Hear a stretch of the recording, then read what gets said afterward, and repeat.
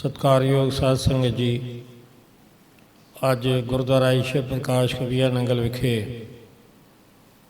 खटीमा नगर जिला उधम सिंह नगर उत्तराखंड तो पिंड अशोक फार्म सरदार जगजीत सिंह जी साढ़े पास इस स्थान पर पहुँचे हैं। आप जी कुछ परम सन्मान योग सचखंड वासी महापुरख श्रीमान संत बाबा गुरदीप सिंह जी खबीया नगला वालियां दे किस तरह उन्होंने संगत विच आए, किस तरह नाल इन्होंने अमृत छके, उस समय के हालात की सन, इन्हां विचारां नाल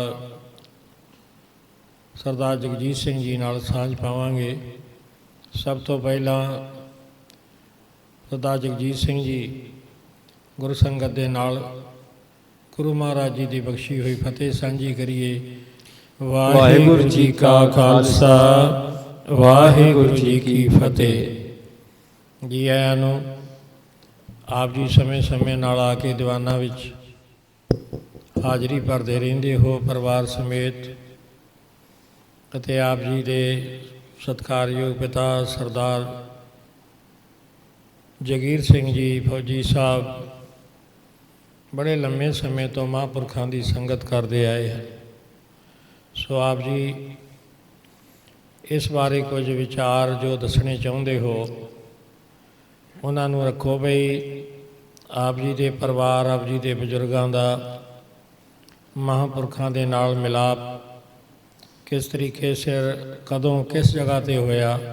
सो आप जी ये विचार दसन की कृपालता करो जी। साडे पिता जी जगीर सिंह फौजी जदों फौज तो छुट्टी लैके जदों अशोक फार्म रहन लगे उत्थे खेतीबाड़ी करते सी और साडे नाल ही साडे भूआ जी का भी परिवार नाल ही रहिंदा सी। तकरीबन जदों सन 84 विच जदों मेरी उम्र तकरीबन 11 साल सी उदों तो मैनू होश है बई असी ट्रैक्टर लिया और उहदे तो बाद साडे घर अजीब जिहियां गल्लां होण लग गईयां, क्योंकि इन्ना गुरबाणी का इन्ना प्रचार नहीं सी ते साडे जिहड़े माता पिता सी वो बाबा वडभाग सिंह जी उत्थे चौंकी भरदे हुंदे सी। सानू इन्ना गल्लां दा पता नहीं सी भी सच्चे गुरु दे नाल प्रीत किवें पैंदी है। कहिंदे हन भई दुख दारू सुख रोग पिया, दुखां दे नाल ही सानू फिर दारू असीं लभण जांदे हां। इस तरीके नाल ही साडे घर कुछ अजीब जिहियां मुसीबतां आउण लग गईयां।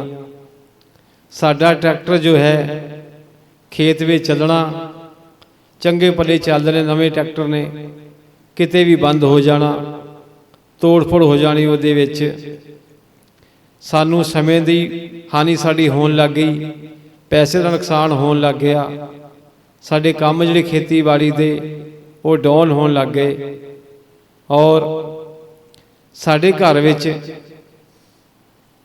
अग्गां लगणियां शुरू हो गईयां।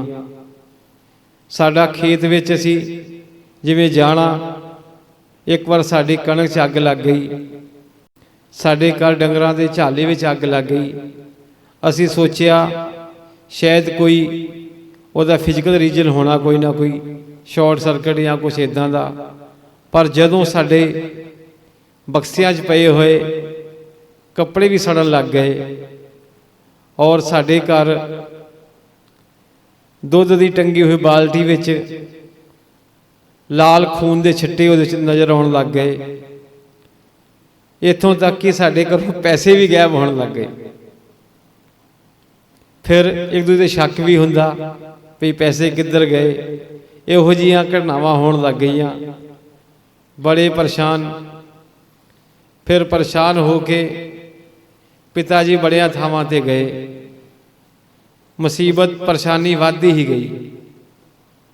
ਫਿਰ ਕੋਈ ਦੱਸ ਪਾਉਂਦਾ ਵੀ ਸੱਜਣ ਮਿੱਤਰ ਵੀ ਤੁਸੀਂ ਉੱਥੇ ਚਲੇ ਆਓ ਜਾਂ ਫਲਾਣੇ ਥਾਂ 'ਤੇ ਚਲੇ ਆਓ।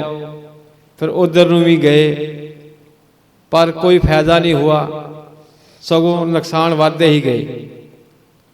ਫਿਰ ਬਹੁਤ ਪਰੇਸ਼ਾਨ ਹੋ ਕੇ ਬੰਦਾ ਜਦੋਂ ਪਰੇਸ਼ਾਨ ਹੁੰਦਾ ਹੈ ਤੇ ਆਪਣੇ ਸੱਜਣ ਮਿੱਤਰਾਂ ਰਿਸ਼ਤੇਦਾਰਾਂ ਨੂੰ ਦੱਸਦਾ ਹੈ, ਜਿਹੜੇ ਸਭ ਤੋਂ ਨਜ਼ਦੀਕ ਹੁੰਦੇ ਹਨ।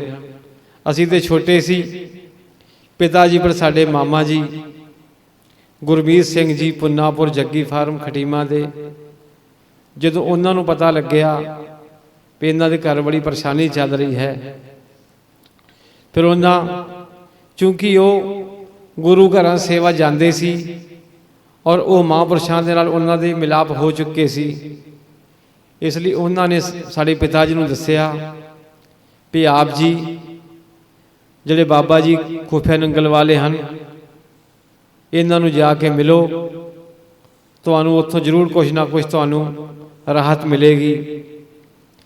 ਫਿਰ ਸਾਡੇ ਮਾਮਾ ਜੀ ਨੇ ਸਾਡੇ ਪਿਤਾ ਜੀ ਨੂੰ ਲੈ ਕੇ ਸਾਡੇ ਖਟੀਮਾ ਤੋਂ ਜਿਹੜਾ ਮਝੋਲਾ ਪੈਂਦਾ ਹੈ 15 ਕਿਲੋਮੀਟਰ, ਉਹ ਤੋਂ ਅੱਗੇ ਮਝਾਰਾ ਪੈਂਦਾ ਹੈ, ਉੱਥੇ ਹਰ ਮਹੀਨੇ ਬਾਬਾ ਜੀ ਦਾ ਦੀਵਾਨ ਲੱਗਦਾ ਹੁੰਦਾ ਸੀ, ਜਿਹਦੇ ਵਿੱਚ ਕਦੀ ਕਦੀ ਬਾਬਾ ਜੀ, ਵੱਡੇ ਬਾਬਾ ਜੀ ਲਖਬੀਰ ਸਿੰਘ ਜੀ ਵੀ ਜਾਂਦੇ ਸਨ, ਨਾਲ ਭਾਈ ਹਰਜੀਤ ਸਿੰਘ ਜੀ, ਹੋਰ ਸਾਰੇ ਜਣੇ ਉੱਥੇ ਦੀਵਾਨਾਂ ਦੀ ਸੇਵਾ ਕਰਦੇ ਸਨ। ਉੱਥੇ ਸਾਡੇ ਪਿਤਾ ਜੀ ਗਏ, ਉਹਨਾਂ ਨੇ ਜਾ ਕੇ ਬਾਬਾ ਜੀ ਨੂੰ ਨਮਸਕਾਰ ਕੀਤੀ ਔਰ ਆਪਣੀ ਸਮੱਸਿਆ ਦੱਸੀ। ਬਾਬਾ ਜੀ ਨੇ ਕਿਹਾ ਕੋਈ ਨਹੀਂ, ਆਪ ਜੀ ਨੂੰ ਪਤਾ ਹੀ ਹੈ ਭਈ ਬਾਬਾ ਜੀ ਕਿੰਨੇ ਪਰਉਪਕਾਰੀ ਸਨ, ਸਾਰੇ ਸੰਗਤਾਂ ਜਾਣਦੀਆਂ ਹਨ। ਉੱਥੇ ਪਿਤਾ ਜੀ ਨੂੰ ਭਾਈ ਹਰਜੀਤ ਸਿੰਘ ਜੀ ਵੀ ਮਿਲੇ, ਕਿਉਂਕਿ ਉਹ ਸਾਡੇ ਮਾਮਾ ਜੀ ਨੂੰ ਜਾਣਦੇ ਸਨ। ਉਹਨਾਂ ਵੀ ਧਰਵਾਸਾ ਦਿੱਤਾ ਵੀ ਕੋਈ ਨਹੀਂ, ਆਪ ਜੀ ਭਰੋਸਾ ਰੱਖੋ ਬਾਬਾ ਜੀ ਤੇ, ਗੁਰੂ ਗ੍ਰੰਥ ਸਾਹਿਬ ਜੀ ਤੇ। ਫਿਰ ਬਾਬਾ ਜੀ ਨੇ ਸਾਡੇ ਘਰ ਆ ਕੇ ਚਰਨ ਪਾਏ ਔਰ ਬਾਬਾ ਜੀ ਨੇ ਕਿਹਾ ਭਈ ਅੰਮ੍ਰਿਤ ਛਕੋ, ਅੰਮ੍ਰਿਤ ਛਕ ਕੇ ਗੁਰੂ ਵਾਲੇ ਬਣੋ, ਨਾਮ ਜਪੋ ਔਰ ਲਾਗੇ ਚਾਗੇ ਜਿੱਥੇ ਵੀ ਦੀਵਾਨ ਹੋਣਗੇ, ਸਤਸੰਗ ਹੋਣਗੇ, ਉੱਥੇ ਆਪਣੀ ਟਰੈਕਟਰ ਟਰਾਲੀ ਲੈ ਕੇ ਆਇਆ ਕਰੋ। ਹਾਂਜੀ, ਇਹ ਆਪ ਜੀ ਨੇ ਇਸ ਤਰ੍ਹਾਂ ਨਾਲ ਮਹਾਂਪੁਰਖਾਂ ਨਾਲ ਮਿਲਾਪ ਹੋਇਆ, ਆਪ ਜੀ ਪਿਤਾ ਜੀ ਆਏ। ਇਹ ਗੱਲ ਬਿਲਕੁਲ ਠੀਕ ਹੈ। ਜਦੋਂ ਪਰਮੇਸ਼ਰ ਦੇ ਚਰਨਾਂ ਤੋਂ ਦੂਰ ਚਲੇ ਜਾਈਏ, ਜਦੋਂ ਅਸੀਂ ਇੱਧਰ ਉੱਧਰ ਭਟਕਣ ਲੱਗ ਜਾਂਦੇ ਹਾਂ ਜਾਂ ਕਈ ਕਾਰਨਾਂ ਕਰਕੇ ਸਾਨੂੰ ਦੁੱਖ ਆ ਚੰਬੜਦੇ ਹਨ, ਪੂਰਬਲੇ ਕਰਮਾਂ ਕਰਕੇ, ਫਿਰ ਅਸਲ ਨਿਸ਼ਾਨੇ ਤੋਂ ਜੀਵ ਕਈ ਵਾਰ ਹਟ ਕੇ ਆਪਣੇ ਦੁੱਖਾਂ ਦੀ ਨਿਵਰਤੀ ਵਾਸਤੇ ਹਰ ਹੀਲਾ ਕਰਦਾ ਹੈ। ਜੇ ਕੋਈ ਸਰੀਰਕ ਪਰੇਸ਼ਾਨੀ ਹੈ, ਡਾਕਟਰਾਂ ਦੇ ਕੋਲ, ਹਕੀਮਾਂ ਦੇ ਕੋਲ, ਹਰ ਜਗ੍ਹਾ ਜਾਂਦਾ ਹੈ। ਇਸੇ ਤਰ੍ਹਾਂ ਜਿਹੜੀ ਆਪ ਜੀ ਦੇ ਪਰਿਵਾਰ ਦੀ ਸਮੱਸਿਆ ਸੀ, ਉਹ ਮਝਾਰਾ ਫਾਰਮ 2 ਤਰੀਕ ਨੂੰ ਦੀਵਾਨ ਲੱਗਿਆ ਕਰਦਾ, ਉਹ ਸੈਂਟਰ ਬਣਾਇਆ ਗਿਆ ਸੀ ਵੀ ਮਹੀਨੇ ਬਾਅਦ ਉਸ ਇਲਾਕੇ ਦੀਆਂ ਸੰਗਤਾਂ ਉੱਥੇ ਹੀ ਇਕੱਠੀਆਂ ਹੋ ਜਾਣ, ਕਿਉਂਕਿ 1 ਤਰੀਕ ਨੂੰ ਗੁਰਦੁਆਰਾ ਈਸ਼ਵਰ ਪ੍ਰਕਾਸ਼ ਖੁਫੀਆ ਨੰਗਲ ਇਸ ਸਥਾਨ 'ਤੇ ਭਾਈ ਸਾਹਿਬ ਜੀ ਬਹੁਤ ਵੱਡਾ ਇਕੱਠ, ਆਪ ਜੀ ਆਉਂਦੇ ਰਹੇ ਹੋ ਬਚਪਨ ਤੋਂ, ਅਤੇ ਅੰਮ੍ਰਿਤ ਸੰਚਾਰ ਇੱਥੇ ਹੀ ਹੁੰਦਾ। ਸੋ ਉੱਥੇ ਸਾਲ ਵਿੱਚ ਵਿਸਾਖੀ ਨੂੰ ਵੀ, ਵਿਸਾਖੀ ਦੇ ਸਮਾਗਮ 'ਤੇ ਲਗਭਗ 3-4 ਦੀਵਾਨ ਹੁੰਦੇ ਅਤੇ ਅੰਮ੍ਰਿਤ ਸੰਚਾਰ ਵੀ ਉੱਥੇ ਵੀ ਹੁੰਦਾ। ਵਿਸਾਖੀ ਦੇ ਤੇ ਦਿਹਾੜ ਤੋਂ ਪਹਿਲਾਂ, ਉਸ ਦਿਹਾੜੇ ਤੋਂ ਪਹਿਲਾਂ ਉਸ ਜਗ੍ਹਾ 'ਤੇ ਮਨਾ ਲਿਆ ਜਾਂਦਾ, ਅਤੇ ਉਸ ਜਗ੍ਹਾ 'ਤੇ ਹੀ ਆਪ ਜੀ ਦੇ ਪਿਤਾ ਜੀ ਜੋ ਦੀਵਾਨ ਦੇ ਸਮੇਂ ਭਾਈ ਗੁਰਮੀਤ ਸਿੰਘ ਜੀ ਗੁਰਮੁਖ ਪਿਆਰੇ, ਜਿਹੜੇ ਕਿ ਨਾਨਕ ਮਤਾ ਸਾਹਿਬ ਚੰਨ ਛੋਹ ਪ੍ਰਾਪਤ ਧਰਤੀ ਗੁਰੂ ਨਾਨਕ ਦੇਵ ਮਹਾਰਾਜ ਜੀ ਦੀ ਉੱਥੇ ਸੇਵਾ ਨਿਭਾਉਂਦੇ ਅਤੇ ਘਰ ਦਾ ਕਾਰੋਬਾਰ ਪਰਿਵਾਰ ਦੀ ਸੇਵਾ ਦੇ ਨਾਲ ਨਾਲ ਗੁਰਮਤਿ ਸਮਾਗਮਾਂ ਵਿੱਚ ਮਹਾਂਪੁਰਖਾਂ ਕੋਲ ਆਉਂਦੇ ਸੋ ਉਹਨਾਂ ਦੀ ਸਾਡੇ ਨਾਲ ਵੀ ਜਾਣ ਪਛਾਣ ਹੋ ਗਈ ਅਤੇ ਉਹ ਮਿਲਦੇ ਸਨ ਅਕਸਰ ਸਾਨੂੰ ਦੀਵਾਨਾਂ ਵਿੱਚ। ਉਹਨਾਂ ਨੇ ਆ ਕੇ ਦੀਵਾਨ ਦੇ ਸਮੇਂ 'ਚ ਜਦੋਂ ਮਹਾਂਪੁਰਖਾਂ ਨੇ ਦੀਵਾਨ ਦਾ ਭੋਗ ਪਾਇਆ ਅਤੇ ਫਿਰ ਮਹਾਂਪੁਰਖਾਂ ਨੂੰ ਮਿਲਣ ਦੀ ਇੱਛਾ ਜ਼ਾਹਿਰ ਕੀਤੀ, ਦਾਸ ਨਾਲ ਗੱਲ ਕੀਤੀ ਅਤੇ ਫਿਰ ਮਹਾਂਪੁਰਖਾਂ ਪਾਸੋਂ ਸਮਾਂ ਲਿਆ, ਕਿਉਂਕਿ ਸੰਗਤ ਉਸ ਵੇਲੇ ਬਹੁਤ ਹੀ ਐਸੇ ਸਮੇਂ ਦੇ ਵਿੱਚੋਂ ਗੁਜ਼ਰ ਰਹੇ ਸਨ ਕਿ ਘਰਾਂ ਦੀਆਂ ਤਕਲੀਫਾਂ ਪਰੇਸ਼ਾਨੀਆਂ ਹੋਣ ਕਰਕੇ ਜਾਂ ਕੋਈ ਕਿਸ ਤਰ੍ਹਾਂ ਨਾਲ ਕੋਈ ਨਾਮ ਦੀ ਜੁਗਤੀ ਪੁੱਛਣ ਵਾਸਤੇ ਮਹਾਂਪੁਰਖਾਂ ਦੇ ਕੋਲ ਦੀਵਾਨ ਤੋਂ ਬਾਅਦ ਅਕਸਰ ਸੰਗਤਾਂ ਮਿਲਣਾ ਚਾਹੁੰਦੀਆਂ ਸਨ। ਇਤਨਾ ਪ੍ਰੇਮ ਮਹਾਂਪੁਰਖਾਂ ਦੇ ਨਾਲ ਸੰਗਤ ਕਰਦੀ ਸੀ। ਸੋ ਉਸ ਸਮੇਂ ਮਿਲਾਪ ਹੋਇਆ। ਦਰਅਸਲ ਇਹ ਸਭ ਕੁਝ ਪਰਮੇਸ਼ਰ ਦੇ ਚਰਨਾਂ ਤੋਂ ਭੁੱਲ ਕੇ ਗੁਰਬਾਣੀ ਤੋਂ ਦੂਰ ਜਾ ਕੇ ਹੁੰਦਾ ਹੈ।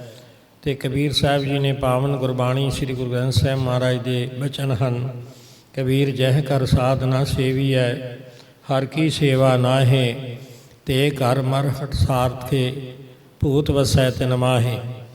ਤੋ ਉਹ ਇਹੋ ਜਿਹੇ ਘਰਾਂ ਦੇ ਵਿੱਚ ਜਿੱਥੋਂ ਰੱਬ ਦਾ ਨਾਮ ਵਿਸਰ ਜਾਂਦਾ ਹੈ, ਆਪਾਂ ਵਿਸਾਰ ਦਿੰਦੇ ਹਾਂ। ਅਤੇ ਫਿਰ ਇੱਧਰ ਉੱਧਰ ਜਿੱਥੇ ਵੀ ਕੋਈ ਆਪਣੇ ਆਪ ਨੂੰ ਸਿਆਣਾ, ਲੋਕ ਕਹਿੰਦੇ ਨੇ ਸਿਆਣੇ ਹਨ, ਪਰ ਉਹ ਹੋਰ ਚੱਕਰਾਂ ਵਿੱਚ ਪਾ ਦਿੰਦੇ ਨੇ। ਇਸ ਕਰਕੇ ਆਪ ਜੀ ਚੌਕੀਆਂ ਵੀ ਭਰਦੇ ਰਹੇ, ਪਰਿਵਾਰ ਦੱਸਿਆ ਆਪ ਜੀ ਨੇ, ਅਤੇ ਹੋਰ ਵੀ ਜਿੱਥੇ ਵੀ ਕਿਸੇ ਨੇ ਦੱਸ ਪਾਈ ਉੱਥੇ ਗਏ।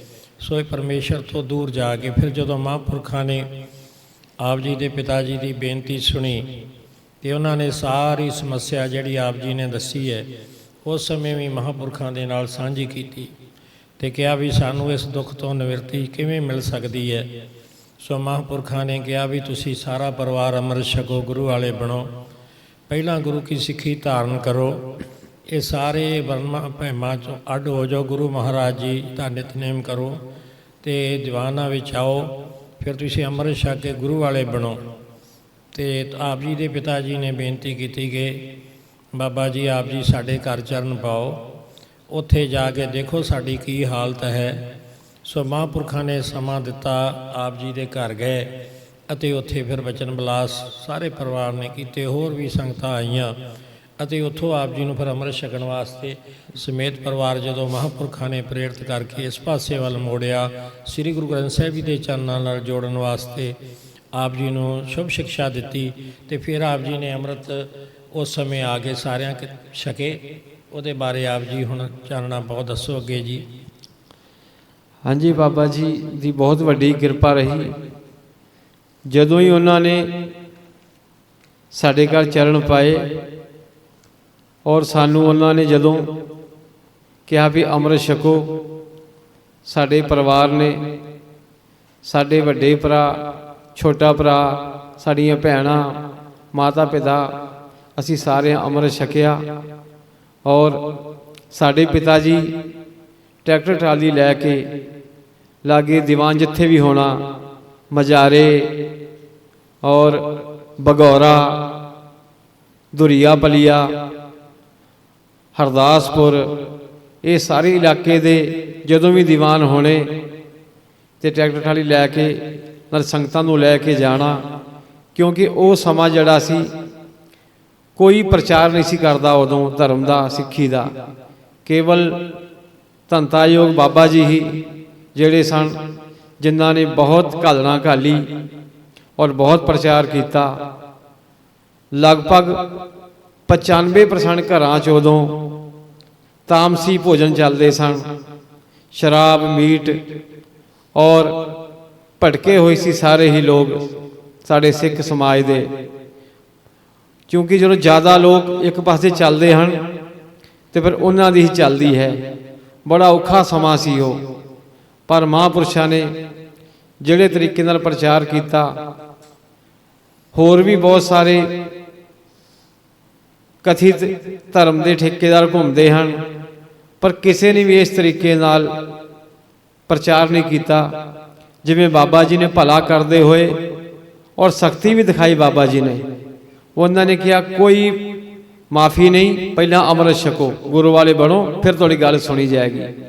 ਨਹੀਂ ਤੇ ਇੱਥੇ ਬਹੁਤ ਸਾਰੇ ਲੋਭੀ ਲਾਲਚੀ ਅੱਧੇ ਜਿਹੇ ਬੰਦੇ ਹੈਗੇ ਹਨ ਜੋ ਕਿ ਸੋਚਦੇ ਹਨ ਭਈ ਕਿਸੇ ਤਰੀਕੇ ਨਾਲ ਲੋਕਾਂ ਨੂੰ ਮਗਰ ਲਾ ਲਈਏ। ਪਰ ਬਾਬਾ ਜੀ ਨੇ ਬਹੁਤ ਸਖਤੀ ਵਿਖਾਈ। ਉਹਨਾਂ ਨੇ ਕਿਹਾ ਪਹਿਲਾਂ ਗੁਰੂ ਨਾਲ ਜੁੜੋ, ਫਿਰ ਤੁਹਾਡੀ ਗੱਲ ਸੁਣੀ ਜਾਏਗੀ, ਫਿਰ ਅਰਦਾਸ ਕਰਾਂਗੇ। ਫਿਰ ਬਾਬਾ ਜੀ ਨੇ ਕਿਰਪਾ ਕੀਤੀ ਔਰ ਸਾਨੂੰ ਉਹਨਾਂ ਦਾ ਹੁਕਮ ਸੀ ਜਿੱਥੇ ਵੀ ਸਤਸੰਗ ਹੋਏ ਤੁਸੀਂ ਟਰੈਕਟਰ ਟਰਾਲੀਆਂ ਨਾਲ ਸੇਵਾ ਕਰਨੀ ਹੈ, ਸੰਗਤਾਂ ਲੈ ਕੇ ਜਾਣੀਆਂ ਹਨ। ਫਿਰ ਜਦੋਂ ਸਮਾਂ ਬੀਤਿਆ, ਸਾਲ 2 ਸਾਲ, ਜਦੋਂ ਸਾਡੇ ਘਰ 'ਚ ਉਹ ਜੋ ਸਾਡੀਆਂ ਪਰੇਸ਼ਾਨੀਆਂ ਸਨ ਜਿਹੜੀਆਂ ਦਿਖਾਈ ਨਹੀਂ ਸਨ ਦਿੰਦੀਆਂ, ਉਹ ਸਾਡੀਆਂ ਪਰੇਸ਼ਾਨੀਆਂ ਜਦੋਂ ਦੂਰ ਹੋ ਗਈਆਂ, ਫਿਰ ਬਾਬਾ ਜੀ ਨੇ ਬੜੇ ਹਾਸੇ ਨਾਲ ਪਿਤਾ ਜੀ ਨੂੰ ਕਿਹਾ ਵੀ ਕੋਈ ਨਹੀਂ, ਹੁਣ ਤੁਸੀਂ ਟਰਾਲੀ ਟਰੈਕਟਰ ਜਿਹੜੀ ਹੈ ਇਹ ਹਰ ਥਾਂ ਨਾ ਜਾਇਆ ਕਰੋ, ਕੇਵਲ ਮਝਾਰੇ ਹੀ ਜਾਇਆ ਕਰੋ। ਹਾਂਜੀ, ਬਹੁਤ ਸਮਾਂ ਸੇਵਾ ਕੀਤੀ ਆਪ ਜੀ ਦੇ ਪਿਤਾ ਜੀ ਨੇ, ਕਿਉਂਕਿ ਉਦੋਂ ਪਰੇਸ਼ਾਨੀ ਜਦੋਂ ਹੱਲ ਮਿਲ ਜਾਵੇ, ਕੋਈ ਦੁੱਖ ਦੂਰ ਹੋ ਜਾਏ, ਕਿਉਂਕਿ ਮਹਾਂਪੁਰਖਾਂ ਨੇ ਆਪ ਜੀ ਦੇ ਸਾਰੇ ਪਰਿਵਾਰ ਨੂੰ ਹੀ ਨਹੀਂ ਬਲਕਿ ਜਿੱਥੇ ਵੀ ਉਹਨਾਂ ਦਾ ਇਹ ਉਪਦੇਸ਼ ਹੁੰਦਾ ਕਿ ਮਾਨਵ ਜਨਮ ਜਿਹੜਾ ਹੈ ਬੜਾ ਦੁਰਲੱਭ ਹੈ, ਇਹ ਬਾਰ-ਬਾਰ ਨਹੀਂ ਮਿਲਦਾ, ਅੰਮ੍ਰਿਤ ਛਕਣਾ ਹੈ ਅਤੇ ਅੰਮ੍ਰਿਤ ਛਕ ਕੇ ਗੁਰੂ ਵਾਲੇ ਬਣਨਾ। ਜਿਹੜੀਆਂ ਰਹਿਤਾਂ 5 ਪਿਆਰੇ ਸਾਹਿਬਾਨ ਅੰਮ੍ਰਿਤ ਦੇ ਸਮੇਂ ਆਪ ਜੀ ਨੂੰ ਦੱਸਦੇ ਹਨ ਅਤੇ ਜਿਹੜੀਆਂ ਕੁਰੈਤਾਂ ਮਾੜੇ ਕਰਮਾਂ ਤੋਂ ਰੋਕਦੇ ਹਨ, ਉਹਨਾਂ 'ਤੇ ਪਹਿਰਾ ਦੇਣਾ ਹੈ। ਅਤੇ ਨਿਤਨੇਮ ਜਿਹੜਾ ਸਾਨੂੰ ਮਿਲਦਾ ਹੈ ਗੁਰੂ ਘਰੋਂ ਅੰਮ੍ਰਿਤ ਛਕਣ ਸਮੇਂ 5 ਬਾਣੀਆਂ ਦਾ, ਉਹ ਨਿਤਨੇਮ ਨਾਲ ਕਰਨਾ ਹੈ। ਅਤੇ ਇਸੇ ਤਰ੍ਹਾਂ ਦੇ ਨਾਲ ਵੱਧ ਤੋਂ ਵੱਧ ਗੁਰਬਾਣੀ ਪੜ੍ਹਨੀ ਹੈ ਅਤੇ ਗੁਰਮਤਿ ਦੇ ਧਾਰਨੀ ਹੋ ਕੇ ਰਹਿਤਾਂ ਵਿੱਚ ਪਰਪੱਕ ਰਹਿੰਦੇ ਹੋਏ ਦਸਾਂ ਨਹੁੰਆਂ ਦੀ ਕਿਰਤ ਕਮਾਈ ਕਰਨੀ ਹੈ। ਤਾਂ ਉਸ 'ਤੇ ਜਦੋਂ ਇਸ ਰਸਤੇ 'ਤੇ ਸਾਰਾ ਪਰਿਵਾਰ ਚੱਲ ਪਿਆ, ਫਿਰ ਖੁਸ਼ੀ ਨਾਲ ਜਦੋਂ ਸਾਰੇ ਦੁੱਖ ਪਰੇਸ਼ਾਨੀਆਂ ਕੁਝ ਹੀ ਸਮੇਂ ਵਿੱਚ ਦੂਰ ਹੋ ਗਈਆਂ ਤਾਂ ਬੜੀ ਖੁਸ਼ਹਾਲੀ ਆਈ। ਜਿਹੜੇ ਪਰਿਵਾਰ ਵਿੱਚ ਕਲੇਸ਼ ਰਹਿੰਦਾ ਸੀ, ਜਿਹੜੀਆਂ ਪਰੇਸ਼ਾਨੀਆਂ, ਕਿਉਂਕਿ ਜਦੋਂ ਪੈਸੇ ਟਰੰਕਾਂ ਵਿੱਚ ਪਏ ਹੋਏ, ਪੇਟੀਆਂ ਵਿੱਚ ਪਏ ਹੋਏ ਅੱਧੇ ਨੋਟ ਸੜ ਜਾਣੇ ਅਤੇ ਫਿਰ ਕੁਛ ਵਿੱਚੋਂ ਗਾਇਬ ਹੋ ਜਾਣਾ ਖਜ਼ਾਨਾ, ਤਾਂ ਫਿਰ ਇੱਕ ਦੂਜੇ 'ਤੇ ਸ਼ੱਕ ਤਾਂ ਹੁੰਦਾ ਹੀ। ਇਸ ਕਰਕੇ ਲੜਾਈ ਝਗੜਾ ਕਲੇਸ਼ ਜੋ ਸੀ ਉਹ ਵੀ ਦੂਰ ਹੋ ਗਿਆ ਅਤੇ ਆਪਸ ਵਿੱਚ ਪਿਆਰ ਵੱਧ ਗਿਆ। ਜਿੱਥੇ ਆਪ ਜੀ ਦੇ ਪਿਤਾ ਜੀ ਨੇ ਅਤੇ ਆਪ ਜੀ ਦੇ ਭਾਈਆਂ ਨੇ, ਸਾਰੇ ਪਰਿਵਾਰ ਨੇ, ਮਾਤਾ ਨੇ ਅੰਮ੍ਰਿਤ ਛਕ ਲਿਆ। ਨਾਲ ਦੇ ਨਾਲ ਆਪ ਜੀ ਦੇ ਭੂਆ ਜੀ ਦੇ ਬੇਟੀਆਂ ਹੀ ਹਨ ਜਿਹੜੀਆਂ, ਉਹ ਸਾਰੀਆਂ ਨੇ ਅੰਮ੍ਰਿਤ ਛਕਿਆ ਅਤੇ ਬਾਕੀ ਸੰਗਤ ਵਿੱਚ ਜੁੜ ਗਏ। ਹੋਰ ਵੀ ਪ੍ਰਚਾਰ ਕੀਤਾ, ਨੇੜੇ ਤੇੜੇ ਦੇ ਘਰ ਨਗਰਾਂ ਦੇ ਲੋਕਾਂ ਨੂੰ, ਪ੍ਰੇਮੀਆਂ ਨੂੰ, ਸੰਗਤ ਨੂੰ ਆਪਣੀ ਟਰਾਲੀ ਵਿੱਚ ਲੈ ਕੇ ਗੁਰੂ ਘਰਾਂ ਵਿੱਚ ਜਾਣਾ, ਦੀਵਾਨਾਂ 'ਤੇ ਪਹੁੰਚਣਾ, ਅੰਮ੍ਰਿਤ ਬਲਾਖੀਆਂ ਦੇ ਨਾਲ ਜਾ ਕੇ ਉਹਨਾਂ ਨੂੰ ਸਹੀ ਰਾਹ ਦੇ ਕੇ ਅੰਮ੍ਰਿਤ ਛਕਣ ਵਾਸਤੇ ਪ੍ਰੇਰਿਤ ਕਰਕੇ ਨਾਲ ਲੈ ਕੇ ਆਉਣਾ। ਸੋ ਇਹ ਸੇਵਾਵਾਂ ਆਪ ਜੀ ਦੇ ਪਿਤਾ ਜੀ ਕਰਦੇ ਰਹੇ। ਹੁਣ ਉਹ ਅੱਗੇ ਤੋਂ ਆਪ ਜੀ ਕਰ ਰਹੇ ਹੋ, ਭਾਵੇਂ ਬਿਰਧ ਸਰੀਰ ਹੈ, ਪਰ ਉਸ ਜਿਹੜੇ ਕਲੇਸ਼ ਜਾਂ ਪਰੇਸ਼ਾਨੀਆਂ ਜਾਂ ਜਿਹੜੇ ਦੁੱਖ ਸਨ ਉਹ ਦੂਰ ਹੋ ਗਏ। ਗੁਰੂ ਮਹਾਰਾਜ ਜੀ ਦੀ ਬਾਣੀ ਦਾ ਆਸਰਾ ਲਿਆ ਅਤੇ ਹੁਣ ਸਾਰਾ ਪਰਿਵਾਰ ਗੁਰਮਤਿ ਦਾ ਧਾਰਨੀ ਹੈ। ਅਤੇ ਇਸ ਕਰਕੇ ਇਹ ਸਤਿਗੁਰੂ ਮਹਾਰਾਜ ਦੀ ਰਹਿਮਤ ਹੈ। ਮਹਾਂਪੁਰਖ ਜੋ ਹੈ ਗੁਰੂ ਗ੍ਰੰਥ ਸਾਹਿਬ ਜੀ ਨਾਲ ਜੋੜ ਕੇ ਵੱਡੇ ਦੁੱਖਾਂ ਦਾ, ਬੜੀ ਪਰੇਸ਼ਾਨੀਆਂ ਦਾ ਹੱਲ ਸਹਿਜੇ ਤਰੀਕੇ ਨਾਲ ਹੀ ਕਰ ਲਿਆ ਕਰਦੇ। ਸੋ ਉਹਨਾਂ ਦੇ ਪ੍ਰਚਾਰ ਦਾ ਤਰੀਕਾ ਕਿੰਨਾ ਚੰਗਾ ਸੀ, ਹਰ ਇੱਕ ਦੀ ਗੱਲ ਸਮਝ ਵਿੱਚ ਆਉਂਦੀ। ਸਿੱਧੀਆਂ ਧਾਰਨਾ ਰਾੜਾ ਸਾਹਿਬ ਵਾਲੇ ਸੰਪਰਦਾ ਜਿਵੇਂ ਵਿੱਚ ਪੜ੍ਹੀ ਜਾਂਦੇ ਗੁਰਬਾਣੀ ਦੇ ਭਾਵ ਹੀ ਹਨ। ਸੋ ਗੱਜ ਵੱਜ ਕੇ ਸੰਗਤ ਬੋਲਦੀ ਸ਼ਬਦਾਂ 'ਚ। ਸੋ ਇਸ ਤਰ੍ਹਾਂ ਦੇ ਨਾਲ ਬਹੁਤ ਆਪ ਜੀ ਦੇ ਰਿਸ਼ਤੇਦਾਰਾਂ ਨੂੰ ਵੀ ਪ੍ਰੇਰਿਤ ਕੀਤਾ ਇਸ ਕੰਮ ਵਾਸਤੇ ਆਪ ਜੀ ਦੇ ਪਿਤਾ ਜੀ ਨੇ। ਹਾਂਜੀ, ਜਦੋਂ ਬਾਬਾ ਜੀ ਦੀ ਕਿਰਪਾ ਹੋਈ, ਨਾਲ ਉਹਨਾਂ ਦੇ ਮਿਲਣਾ ਜੁਲਣਾ, ਉਹਦੇ ਦਰਸ਼ਨ ਬਾਰ-ਬਾਰ ਹੋਣ ਲੱਗ ਗਏ।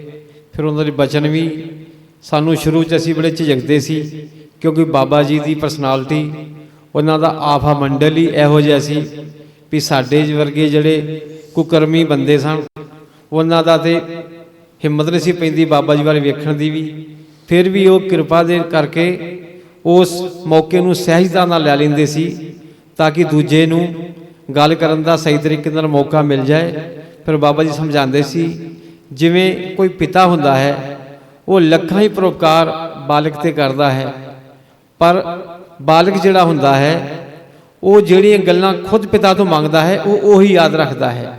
ਜਿਵੇਂ ਕਿ ਬੜੇ ਸਾਰੇ ਕੰਮ ਉਹ ਸਾਡੇ ਦਰਸ਼ ਅਰਦਰਸ਼ ਆਪਣੇ ਆਪ ਹੀ ਕਰਦੇ ਰਹੇ ਬਾਬਾ ਜੀ, ਪਰ ਸਾਨੂੰ ਉਹ ਯਾਦ ਰਹਿੰਦਾ ਹੈ ਜੋ ਅਸੀਂ ਡਿਮਾਂਡ ਅੱਗੇ ਰੱਖਦੇ ਹਾਂ। ਅਸੀਂ ਜੋ ਐਪਲੀਕੇਸ਼ਨ ਦਿੰਦੇ ਹਾਂ ਸਾਡਾ ਧਿਆਨ ਉੱਧਰ ਹੁੰਦਾ ਹੈ, ਪਰ ਉਦੋਂ ਤੋਂ ਕਿਤੇ ਜ਼ਿਆਦਾ ਗਿਣਤੀ ਵਿੱਚ ਪਰਉਪਕਾਰ ਉਹ ਕਰ ਚੁੱਕੇ ਹੁੰਦੇ ਹਨ ਜਿਹਦਾ ਸਾਨੂੰ ਪਤਾ ਵੀ ਨਹੀਂ ਹੁੰਦਾ। ਔਰ ਸਾਡੇ ਰਿਸ਼ਤੇਦਾਰਾਂ ਨੇ ਵੀ ਦੂਰ ਤੱਕ ਬਹੁਤ ਅੰਮ੍ਰਿਤ ਛਕਿਆ ਹੈ, ਉਹਨਾਂ ਤੋਂ ਬੜੇ ਪ੍ਰਭਾਵਿਤ ਹਨ।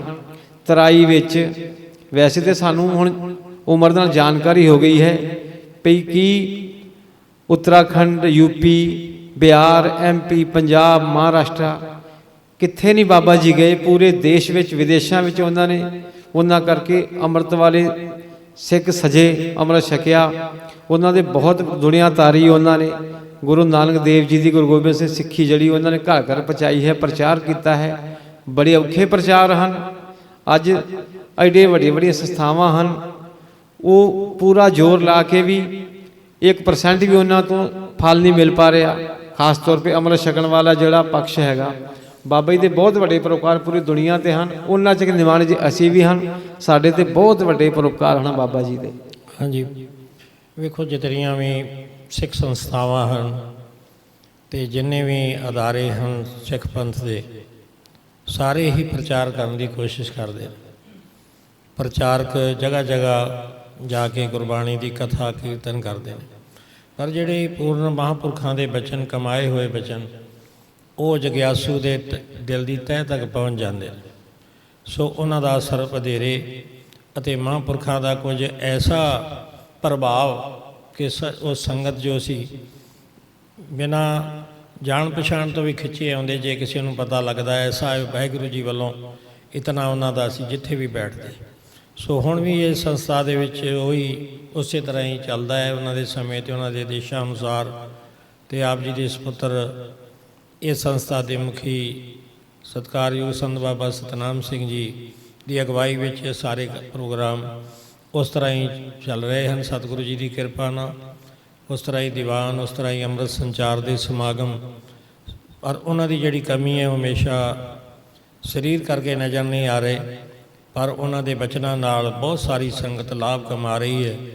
ਕਿਉਂਕਿ ਉਹਨਾਂ ਦੀਆਂ ਸ਼ੁਰੂ ਵਿੱਚ ਦੇਖੋ ਆਡੀਓ ਕੈਸਟਾਂ ਹੀ ਦਾ ਪ੍ਰਬੰਧ ਹੀ ਸੀ ਕੇਵਲ, ਅਤੇ ਉਹ ਜਿਹੜਾ ਦੀਵਾਨ ਮਹਾਂਪੁਰਖਾਂ ਨੇ ਜਿਸ ਸਥਾਨ 'ਤੇ ਕਰਨਾ ਅਤੇ ਬਾਕੀ ਦੇ 3 ਜਾਂ 4 ਦੀਵਾਨ ਬਚਣੇ, ਤਾਂ ਸੰਗਤ ਨੇ ਕਹਿਣਾ ਵੀ ਅੱਜ ਜਿਹੜਾ ਬਾਬਾ ਜੀ ਨੇ ਮਹਾਂਪੁਰਖਾਂ ਨੇ ਕੀਰਤਨ ਕੀਤਾ ਹੈ ਇਸੇ ਦੀ ਸਾਨੂੰ ਕੈਸਟ ਬਣਾ ਕੇ ਦਿਓ। ਤਾਂ ਉਹਨਾਂ ਨੇ ਫਿਰ ਉਹ ਕੈਸਟਾਂ ਜੋ ਸੀ ਬਣਵਾਉਣੀਆਂ, ਫਿਰ ਸੰਗਤ ਦੇ ਵਿੱਚ ਪਹੁੰਚਦੀਆਂ ਸੀ ਨਾਲ ਦੇ ਨਾਲ, ਔਰ ਦੂਰ ਤੱਕ ਪ੍ਰਚਾਰ ਹੁੰਦਾ ਰਿਹਾ। ਅੱਜ ਕੱਲ੍ਹ ਤਾਂ ਬਹੁਤ ਇਲੈਕਟ੍ਰੋਨਿਕ ਮੀਡੀਆ ਹੈ, ਬਹੁਤ ਤਰੀਕਿਆਂ ਨਾਲ ਆਪਣੀ ਗੱਲ ਜਿਹੜੀ ਆਪਾਂ ਗੱਲਬਾਤ ਕਰ ਰਹੇ ਹਾਂ ਦੇਸ਼ਾਂ ਵਿਦੇਸ਼ਾਂ ਵਿੱਚ ਸਹਿਜੇ ਤਰੀਕੇ ਨਾਲ ਪਹੁੰਚ ਸਕਦੀ ਹੈ। ਸੋ ਉਦੋਂ ਇਸ ਜੀ ਬਹੁਤ ਘੱਟ ਸਾਧਨ ਸਨ, ਔਰ ਉਸ ਤਰ੍ਹਾਂ ਦੇ ਸਮੇਂ ਵਿੱਚ ਮਹਾਂਪੁਰਖਾਂ ਨੇ ਫਿਰ ਘਰ ਘਰ ਜਾ ਕੇ ਔਰ ਖੇਚਲ ਚੱਲ ਕੇ ਵਾਹਿਗੁਰੂ ਜੀ, ਗੁਰੂ ਮਹਾਰਾਜ ਜੀ ਦੇ ਹੁਕਮ ਅਨੁਸਾਰ, ਵੱਡੇ ਮਹਾਂਪੁਰਖਾਂ ਦੇ ਆਦੇਸ਼ ਅਨੁਸਾਰ ਉਹਨਾਂ ਨੇ ਉਹਦੇ ਵਿੱਚ ਕੋਈ ਕਸਰ ਨਹੀਂ ਛੱਡੀ। ਪੂਰੀ ਤਨਦੇਹੀ ਦੇ ਨਾਲ ਆਪਣੇ ਸਰੀਰ ਦੀ ਪਰਵਾਹ ਕੀਤੇ ਬਿਨਾਂ ਰਾਤ ਦਿਨ ਜਿੱਥੇ ਕੋਈ ਸੰਗਤਾਂ ਯਾਦ ਕਰਦੀਆਂ ਪਹੁੰਚ ਕੇ ਆਪਣੇ ਰੂਹਾਨੀ ਕੀਰਤਨ ਰਾਹੀਂ ਗੁਰੂ ਗ੍ਰੰਥ ਸਾਹਿਬ ਜੀ ਦਾ ਸੰਦੇਸ਼ ਘਰ ਘਰ ਪਹੁੰਚਾਇਆ। ਇਹ ਸਤਿਗੁਰੂ ਮਹਾਰਾਜ ਆਪ ਮਹਾਂਪੁਰਖਾਂ ਪਾਸੋਂ ਕਰਾਉਂਦੇ ਰਹੇ। ਸੋ ਆਪ ਜੀ ਨੇ ਪ੍ਰਤੱਖ ਦੇਖਿਆ ਹੈ।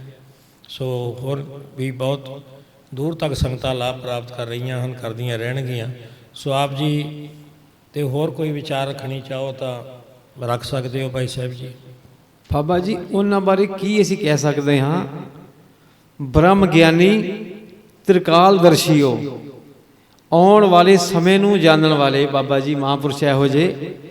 ਇੱਕ ਵਾਰ ਕੀ ਹੋਇਆ, ਸਾਡੇ ਘਰ ਦੇ ਨਾਲ ਹੀ 2 ਕਿਲੋਮੀਟਰ ਸਾਡੀ ਦੁਕਾਨ ਹੈ, ਮੱਲੀ ਟ੍ਰੇਡਰਸ ਨਾਂ ਹੈਗਾ ਉਹਦਾ। ਇੱਕ ਦਿਨ ਪਹਿਲਾਂ ਸਾਨੂੰ ਫੋਨ ਆਇਆ ਸਾਡੇ ਜੀਜਾ ਜੀ ਹਰਦਿਆਲ ਸਿੰਘ ਜੀ ਦਾ, ਜਿਨ੍ਹਾਂ ਨੇ ਇੱਥੇ ਬੜੀ ਸੇਵਾ ਕੀਤੀ ਹੈ। ਬਹੁਤ ਸੇਵਾ ਕਰਦੇ ਰਹੇ, ਦਿੱਲੀ ਤੋਂ ਨਿਸ਼ਕਾਮ ਸੇਵਾ ਉਹਨਾਂ ਨੇ ਕੀਤੀ ਹੈ ਇੱਥੇ ਉਹਨਾਂ ਦੀ। ਸਾਨੂੰ ਬਾਬਾ ਜੀ ਨੇ ਉਹਨਾਂ ਤੋਂ ਫੋਨ ਕਰਵਾਇਆ ਭਈ ਕੱਲ੍ਹ ਤੁਸੀਂ ਦੁਕਾਨ ਨਹੀਂ ਖੋਲ੍ਹਣੀ ਔਰ ਇੱਥੇ ਆਉਣਾ ਹੈ, ਖੂਫੀਆ ਨੰਗਲ ਆਉਣਾ ਹੈ, ਇੱਥੇ ਖੂਬੀਆ ਨੰਗਲ। ਅਸੀਂ ਕਿਹਾ ਚਲੋ ਠੀਕ ਹੈ ਜੀ। ਫਿਰ ਅਸੀਂ ਵਿਚਾਰ ਕੀਤਾ, ਕਿਉਂਕਿ ਅਸੀਂ ਫਿਜ਼ੀਕਲ ਜੀਵ ਆਪਣਾ ਲਾਭ ਹਾਨੀ ਵੇਖਣ ਵਾਲੇ ਸਾਡੀ ਸੋਝੀ ਜਿੰਨੇ ਕੁ ਹੈਗੀ ਆ, ਅਸੀਂ ਕਿਹਾ ਵੀ ਸਾਡੇ ਪਰਿਵਾਰ ਦੇ ਜਿੰਨੇ ਵੀ ਜਣੇ ਹਨ, ਇੱਕ ਜਣਾ ਦੁਕਾਨ ਖੋਲ੍ਹ ਲੇਗਾ ਤੇ ਬਾਕੀ ਸਾਰੇ ਚਲੇ ਜਾਣਗੇ। ਹਾਂਜੀ। ਅਸੀਂ ਵਿਚਾਰ ਕੀਤੀ ਔਰ ਸਾਨੂੰ ਫਿਰ ਫੋਨ ਆ ਗਿਆ ਹਰਦਿਆਲ ਸਿੰਘ ਭਾਜੀ ਦਾ, ਕਹਿਣ ਲੱਗੇ ਨਹੀਂ ਸਾਰਿਆਂ ਨੇ ਦੁਕਾਨ ਬੰਦ ਰੱਖਣੀ ਹੈ। ਅਸੀਂ ਫਿਰ ਸਾਨੂੰ ਥੋੜੀ ਸ਼ੰਕਾ ਸਾਡੀ ਫਿਰ ਵੀ ਰਹਿ ਗਈ ਸੀ ਕਿ ਦੁਕਾਨ ਹੈ, ਚਲੋ ਜਾਣਾ ਹੈ, ਅਸੀਂ ਪਹਿਲੀ ਤੇ ਆ ਉੱਥੇ ਜਾਈਦਾ ਹੈ ਗੁਰਦੁਆਰਾ ਸਾਹਿਬ, ਚਲੋ ਚਲੇ ਜਾਵਾਂਗੇ, ਹਰ ਵਾਰ ਜਾਈਦਾ ਹੀ ਹੈ। ਔਰ ਸਭ ਨੂੰ ਕਿਉਂ ਕਹਿ ਰਹੇ ਹਨ, ਇਸ ਕਰਕੇ ਅਸੀਂ ਥੋੜਾ ਅਨਮਨੇ ਢੰਗ ਨਾਲ ਅਸੀਂ ਸੋਚਿਆ ਚਲੋ ਇੱਕ ਜਣਾ ਸਾਡਾ ਰੁਕ ਜਾਏਗਾ, ਬਾਕੀ ਅਸੀਂ ਚਲੇ ਜਾਵਾਂਗੇ। ਬਾਬਾ ਜੀ ਜਦੋਂ ਸਵੇਰ ਹੋਈ, ਜਦੋਂ ਅਸੀਂ ਹਾਲੇ ਦੁਕਾਨ ਦੇ ਸਾਹਮਣੇ ਨਿਕਲਣਾ ਸੀ, ਸਾਡੇ ਘਰ ਦੇ ਜੀ ਸਾਰੇ ਤਿਆਰ ਹੋ ਗਏ। ਹਾਂਜੀ। ਅਸੀਂ ਜਾਣ ਲੱਗੇ ਤਾਂ ਅਸੀਂ ਕੀ ਦੇਖਿਆ, ਇਹ ਚੀਜ਼ ਔਨ ਰਿਕਾਰਡ ਹੈ, ਕੋਈ ਵੀ ਦੇਖ ਸਕਦਾ ਹੈ। ਹਾਂਜੀ। ਹਾਂਜੀ। ਟੀਵੀ 'ਚ ਪੂਰੇ ਦੇਸ਼ ਵਿੱਚ ਚੱਲਿਆ, ਦੇਸ਼ ਵਿਦੇਸ਼ ਚੱਲਿਆ, ਲਾਈਵ ਇਨਕਾਊਂਟਰ ਦੇ ਨਾਂ ਤੇ। ਹਾਂਜੀ। ਉਹ ਅੱਜ ਵੀ ਆਪ ਦੇਖੋਗੇ ਉਹਦੇ ਤੇ YouTube ਤੇ ਨਿਕਲ ਆਏਗਾ, ਲਾਈਵ ਇਨਕਾਊਂਟਰ ਚਨਕਈਆ। ਹਾਂਜੀ। ਉਹਦੇ ਵਿੱਚ ਕੀ ਹੋਇਆ, ਜਦੋਂ ਪਹੁੰਚੇ ਉੱਥੇ ਸਾਹਮਣੇ ਦੇਖਿਆ, ਸਾਡੀ ਦੁਕਾਨ ਦੇ ਸਾਹਮਣੇ ਬਹੁਤ ਸਾਰੀ ਭੀੜ ਲੱਗੀ ਹੋਈ ਸੀ। ਉੱਥੇ ਇੱਕ ਲੜਕਾ, ਉਹਦਾ ਨਾਮ ਬਾਅਦ 'ਚ ਪਤਾ ਲੱਗਿਆ ਵਿਜੇ ਯਾਦਵ ਨਾਮ ਸੀ ਉਹਦਾ, ਬਰੇਲੀ ਬਦਾयूं ਵਾਲੇ ਸਾਈਡ ਦਾ ਸੀ ਉਹ।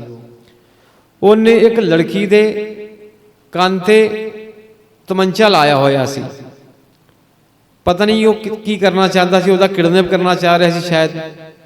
ਇੰਨੇ 'ਚ ਸਾਰੀ ਪੁਲਿਸ ਆ ਗਈ ਉੱਥੋਂ ਦੀ, ਝਨਕਈਆ ਦੀ police. Sub inspector Sher Singh ਸੀ ਉਹਦੇ ਵਿੱਚ, ਹੋਰ ਵੀ ਸੀ ਮੁਲਾਜ਼ਮ। ਉਹ ਸਾਰੇ ਦੁਕਾਨ ਦੇ ਸਾਹਮਣੇ ਉੱਥੇ ਇਕੱਠੇ, ਪੁਲਿਸ ਸਾਰੀ। ਬੜਾ ਚਿਰ ਉਹ ਮਗਜਮਾਰੀ ਕਰਦੇ ਰਹੇ ਵੀ ਕੁੜੀ ਨੂੰ ਛੱਡ ਦੇ ਇਸ ਤਰੀਕੇ ਨਾਲ। ਅਖੀਰ 'ਚ ਉੱਥੇ ਸਾਡੀ ਦੁਕਾਨ ਦਾ ਸ਼ਟਰ ਡਾਊਨ ਸੀਗਾ, ਉੱਥੇ ਫਿਰ ਇਨਕਾਊਂਟਰ ਹੋਇਆ। ਉਹ ਮੁੰਡੇ ਨੇ ਵੀ ਗੋਲੀ ਚਲਾਤੀ, ਪੁਲਿਸ ਨੇ ਵੀ ਗੋਲੀ ਚਲਾਈ, ਉਹ ਮੁੰਡਾ ਉੱਥੇ ਮਾਰਿਆ ਗਿਆ। ਫਿਰ ਸਾਨੂੰ ਸਮਝ 'ਚ ਆਇਆ ਵੀ ਸਾਨੂੰ ਬਾਬਾ ਜੀ ਕਿਉਂ ਮਨਾ ਕਰ ਰਹੇ ਸੀ। ਜਦੋਂ ਸ਼ਟਰ ਦੇ ਸਾਹਮਣੇ ਐਡਾ ਵੱਡਾ ਕਾਂਡ ਹੋਇਆ ਸੀ, ਜੇ ਸਾਡੀ ਦੁਕਾਨ ਖੁੱਲੀ ਹੁੰਦੀ, ਵਿੱਚ ਕੋਈ ਸਾਡੇ 'ਚੋਂ ਹੁੰਦਾ ਤੇ ਕੋਈ ਵੀ ਹਾਦਸਾ ਹੋ ਸਕਦਾ ਸੀ। ਉਹ ਤ੍ਰਿਕਾਲਦਰਸ਼ੀ ਬਾਬਾ ਜੀ ਨੇ ਆਉਣ ਵਾਲੇ ਸਮੇਂ ਦੀ ਪਹਿਚਾਣ ਕਰਕੇ ਸਾਨੂੰ ਉਹਨਾਂ ਨੇ ਕਿਸੇ ਤਰੀਕੇ ਨਾਲ ਸਾਨੂੰ ਉਸ ਬਹੁਤ ਵੱਡੀ ਪ੍ਰੋਬਲਮ ਤੋਂ, ਜਿੱਥੇ ਜਾਨ ਵੀ ਸਾਡੀ ਜਾ ਸਕਦੀ ਸੀ ਕਿਸੇ ਦੀ ਵੀ, ਸਾਨੂੰ ਉਹਦੇ ਤੋਂ ਮਹਾਂਪੁਰਸ਼ਾਂ ਨੇ ਬਚਾਇਆ। ਇਹੋ ਜਿਹੇ ਪਰਉਪਕਾਰੀ ਪੁਰਸ਼ਾਂ ਦੇ ਅਸੀਂ ਵਾਰੇ ਜਾਂਦੇ ਹਾਂ। ਹਾਂਜੀ, ਇਹ ਤਾਂ ਗੁਰਬਾਣੀ ਦਾ ਫਰਮਾਨ ਹੈ, ਅਨੇਕ ਬਿਗਨ ਤੇ ਸਾਧੂ ਰੱਖ ਹੈ। ਇਹ ਬੜੀਆਂ ਚੀਜ਼ਾਂ ਤੋਂ ਬਚਾਅ ਹੋ ਜਾਂਦਾ ਜਦੋਂ ਆਪਾਂ ਗੁਰੂ ਦੀ ਸੰਗਤ ਵਿੱਚ ਆ ਜਾਂਦੇ ਹਾਂ। ਇੱਕ ਪਾਸੇ ਗੁਰੂ ਮਹਾਰਾਜ ਦੀ ਸੰਗਤ ਹੈ, ਘਰ ਦੇ ਕਾਰੋਬਾਰ ਵੀ ਹਨ, ਪਰ ਜੇ ਵਾਰ-ਵਾਰ ਉਚੇਚੇ ਤੌਰ ਤੇ ਆਪ ਜੀ ਨੂੰ ਰੋਕਿਆ ਗਿਆ ਤਾਂ ਕਿੱਡਾ ਵੱਡਾ ਹਾਦਸਾ ਟਲ ਗਿਆ। ਤੇ ਉਹ ਜਦੋਂ ਆਪ ਜੀ ਇਸ ਸਥਾਨ 'ਤੇ ਆਏ, ਫਿਰ ਸਾਰਾ ਕੁਝ ਠੀਕ ਹੋ ਗਿਆ। ਫਿਰ ਤਾਂ ਆਪ ਜੀ ਦਾ ਕਾਰੋਬਾਰ ਦੇ ਵਿੱਚ ਕਾਫੀ ਤਰੱਕੀ ਹੋ ਗਈ ਸੀ। ਦਾਸ ਨੇ ਦੇਖਿਆ ਇਹ ਦੁਕਾਨ ਆਪ ਜੀ ਦੀ ਉਹ ਵੀ ਚੱਲਦੀ ਸੀ। ਆਪ ਜੀ ਦੇ ਪਿਤਾ ਜੀ ਉੱਥੇ ਅਕਸਰ ਬੈਠਿਆ ਕਰਦੇ, ਹੁਣ ਉਹਨਾਂ ਦਾ ਸਰੀਰ ਬਿਰਧ ਹੈ। ਅਤੇ ਆਪ ਜੀ ਦੇ ਇੱਕ ਖਟੀਮੇ ਵਿੱਚ ਟਰੈਕਟਰ ਦੀ ਏਜੰਸੀ ਵੀ, ਕਾਰੋਬਾਰ ਕਾਫੀ ਵਧਿਆ। ਔਰ ਸਤਿਗੁਰੂ ਮਹਾਰਾਜ ਦੀ ਰਹਿਮਤ ਹੋ ਗਈ ਕਿ ਜਿੱਥੇ ਕਿ ਜੋ ਕੁਝ ਤੁਸੀਂ ਕਮਾਇਆ ਜਾਂਦਾ ਸੀ ਉਹ ਵੀ, ਅਤੇ ਕਿੰਨਾ ਕੁਝ ਨੁਕਸਾਨ ਹੋ ਰਿਹਾ ਸੀ। ਸੋ ਇਹ ਗੁਰੂ ਮਹਾਰਾਜ ਜੀ ਦੀ ਸੰਗਤ ਵਿੱਚ ਆਇਆ, ਸੰਤਾਂ ਮਹਾਂਪੁਰਖਾਂ ਦੀ ਸੰਗਤ ਵਿੱਚ ਆਇਆ, ਜੇ ਸ਼ੁਭ ਸਿਕਸ਼ਾ ਦਿੰਦੇ ਨੇ, ਚੰਗੇ ਪਾਸੇ ਜੋੜਦੇ ਹਨ ਅਤੇ ਬੁਰਾਈਆਂ 'ਚੋਂ, ਪਖੰਡਾਂ 'ਚੋਂ ਦੂਰ ਕਰਦੇ ਨੇ। ਬੜਾ ਜ਼ੋਰ ਦੇ ਕੇ ਕਿਹਾ ਕਰਦੇ ਸਨ ਕਿ ਸ੍ਰੀ ਗੁਰੂ ਗ੍ਰੰਥ ਸਾਹਿਬ ਮਹਾਰਾਜ ਜੀ ਤੋਂ ਬਿਨਾਂ ਹੋਰ ਕਿਸੇ ਨੂੰ ਮੱਥਾ ਨਹੀਂ ਟੇਕਣਾ। ਪਰ ਦੁੱਖਾਂ ਵਿੱਚ ਦੇਖੋ ਕਿੱਥੇ ਕਿੱਥੇ ਜਾਣਾ ਪੈਂਦਾ ਹੈ। ਲੋਕ ਫਿਰ ਯੋਗ ਅਯੋਗ ਥਾਵੇਂ ਨਹੀਂ ਦੇਖਦੇ, ਔਰ ਫਿਰ ਕਿੰਨਾ ਨੁਕਸਾਨ ਹੁੰਦਾ। ਆਪ ਜੀ ਨੇ ਤਾਂ ਪ੍ਰਤੱਖ ਦੇਖ ਲਿਆ, ਪਰਿਵਾਰ ਨਾਲ ਬੀਤਿਆ ਹੋਇਆ ਸਮਾਂ ਸੀ। ਸੋ ਸਤਿਗੁਰੂ ਮਹਾਰਾਜ ਦੀ ਰਹਿਮਤ ਹੈ। ਅਤੇ ਹੁਣ ਆਪ ਜੀ ਦੇ ਸਾਰਾ ਪਰਿਵਾਰ ਇੱਥੇ ਸੰਗਤ ਵਿੱਚ ਆਉਂਦਾ ਹੈ, ਆਪ ਜੀ ਪਹੁੰਚਦੇ ਹੋ, ਆਪ ਜੀ ਦੇ ਰਿਸ਼ਤੇਦਾਰ ਆਉਂਦੇ ਹਨ, ਅਤੇ ਜਿੱਥੇ ਵੀ ਕਿਤੇ ਗੁਰੂ ਮਹਾਰਾਜ ਜੀ ਦੇ ਸੇਵਾ ਹੁੰਦੀ ਹੈ, ਵੱਧ ਚੜ੍ਹ ਕੇ ਹਿੱਸਾ ਪਾਓ। ਸੋ ਇਹ ਸੰਗਤ ਦੀ ਗੁਰਮੁਖ ਦਾ ਜੋ ਜੀਵਨ ਹੈ, ਇਹ ਸੱਚਾ ਸੁੱਚਾ ਜੀਵਨ ਆਪਾਂ ਨੂੰ ਮਹਾਂਪੁਰਖਾਂ ਦੀ ਸੰਗਤ ਵਿੱਚੋਂ ਆ ਕੇ ਫਿਰ ਅਸੀਂ ਗੁਰੂ ਮਹਾਰਾਜ ਦੇ ਲੜ ਲੱਗ ਕੇ ਅਤੇ ਚੰਗੇ ਪਾਸੇ ਚੱਲਦੇ ਹਾਂ। ਜੋ ਲੋਕ ਪਰਲੋਕ ਵਿੱਚ ਸਾਡੇ ਗੁਰੂ ਮਹਾਰਾਜ ਜੀ ਮਦਦਗਾਰ ਹਨ, ਤੇ ਜਿਹੜੇ ਸਾਧੂ ਸੰਤ ਹੁੰਦੇ ਨੇ, ਜਿਨ੍ਹਾਂ ਦੇ ਸੰਦੜਿਆਂ ਦੁਰਮਤ ਵੰਜੈ ਮਿੱਤਰ ਅਸਾਡੜੇ ਸੇਈ, ਹਉ ਢੁੰਢੇਂਦੀ ਜਗ ਸਬਾਇਆ ਜਨ ਨਾਨਕ ਵਿਰਲੇ ਕੀ। ਇਹ ਰੂਹ ਦੇ ਅਸਲੀ ਮਿੱਤਰ ਮੰਨੇ ਜਾਂਦੇ ਨੇ, ਇਹ ਰਸਤਾ ਦੱਸਣ ਵਾਸਤੇ ਆਉਂਦੇ ਨੇ। ਕਬੀਰ ਸੰਗਤ ਕਰੀਏ ਸਾਧਕੀ, ਅੰਤ ਕਰੇ ਨਿਰਵਾਹ, ਸਾਕਤ ਸੰਗ ਨਾ ਕੀਜੀਐ ਜਾਤੇ ਹੋਏ ਬਿਨਾਹ। ਸਾਧੂ ਦੀ ਸੰਗਤ ਇਸ ਜੀਵ ਨੂੰ ਹਰ ਵੇਲੇ ਉਹ ਮਦਦ ਕਰਦੇ ਨੇ। ਉਹ ਜੀਵੰਦੇ ਵਿਛੜੇ, ਉਹ ਮੋਇਆ ਨਾ ਜਾਈ ਛੋੜ। ਗੁਰੂ ਮਹਾਰਾਜ ਜੀ ਸਾਡੀ ਬਾਂਹ ਕਦੀ ਨਹੀਂ ਛੱਡਦੇ। ਜੋ ਸੰਤ ਮਹਾਂਪੁਰਖ ਹਰ ਵੇਲੇ ਜੀਵਾਂ ਦੀ ਮਦਦ ਕਰਦੇ ਨੇ, ਸਹਾਈ ਹੁੰਦੇ ਨੇ। ਸੰਤ ਸਹਾਈ ਜੀ ਕੇ ਭਵਜਲ ਤਾਰਨ ਹਾਰ, ਸਭ ਤੇ ਉੱਚੇ ਜਾਣੀਏ ਨਾਨਕ ਨਾਮ ਪਿਆਰ। ਸੋ ਬਹੁਤ ਬਹੁਤ ਧੰਨਵਾਦ ਆਪ ਜੀ ਦਾ।